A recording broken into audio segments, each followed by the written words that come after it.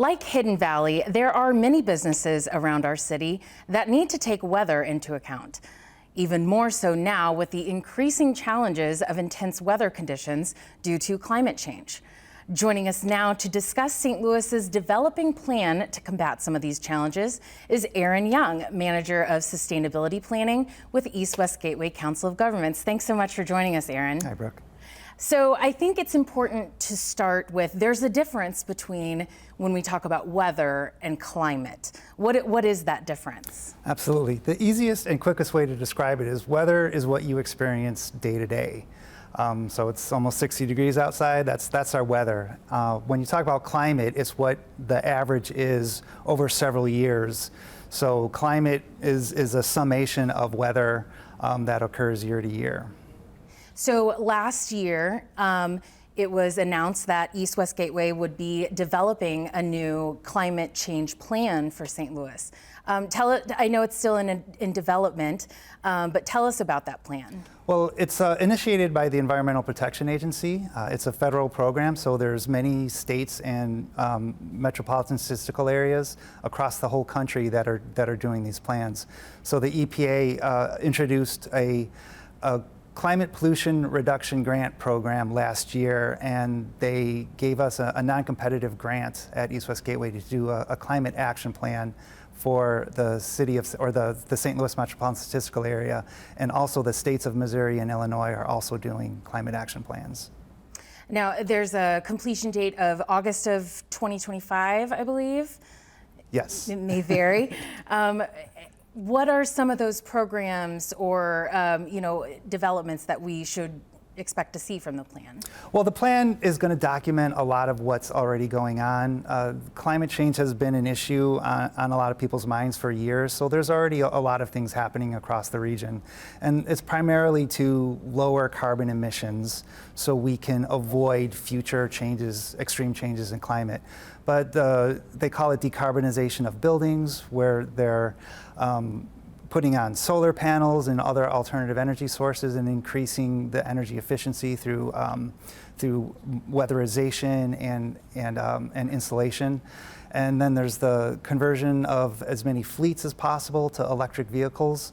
So most of it's about decreasing carbon so we can avoid more drastic changes in our climate in the future. That's a lot of pressure. I'm sure you're working with a lot of other organizations to develop these plans. Tell us about some of that partnership. Well, we started not on climate, but we started working on sustainability over 10 years ago at East West Gateway with the help of the EPA from another grant. It was another federal grant. We developed a regional plan for sustainability. So, and we've branded that 1STL.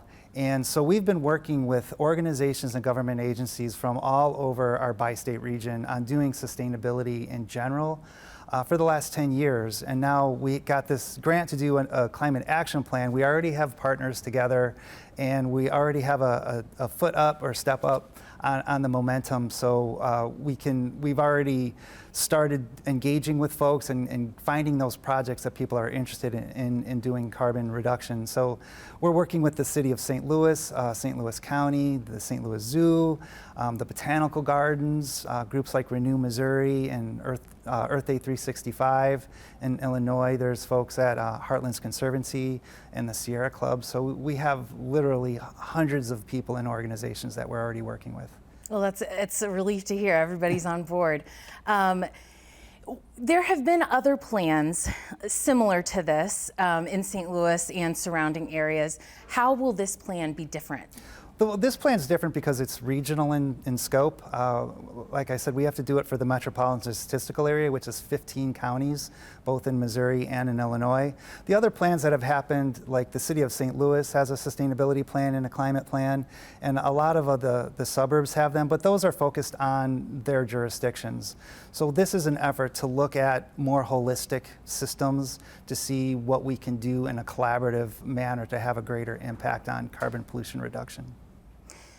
And so why now? What's at risk if we don't start coming up with some of these solutions now? Well, what's happening now is an opportunity by the federal government to be able to work in a more concerted way, more focused way on climate change and climate pollution reduction. What we've been doing was just sustainability in general, which is a much broader topic. So it was an opportunity that we wanted to take advantage of. But like I said, we've already been working on it, and we've already identified a lot of projects, and a lot of agencies are already working on it. But what this is going to give us is a little bit of added momentum to have a little bit larger of an impact. Well, we're looking forward to seeing how the plan develops. Aaron Young, Sustainability Manager with East West Gateway, thanks so much for joining us. Thanks, Brooke.